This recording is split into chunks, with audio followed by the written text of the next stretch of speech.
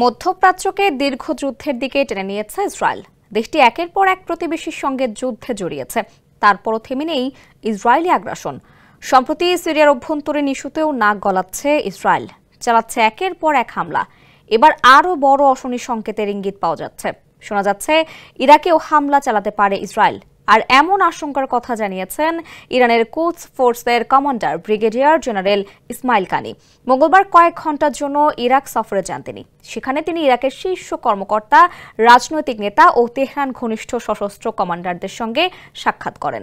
সেখানে এমন সতর্কতা উচ্চারণ করেন তিনি। ইরানি কর্মকর্তাদের বিশ্বাস, ইরাককেও হামলা চালাতে পারে Israel. Original product, best service and best offer. Your right choice, Transcom Digital.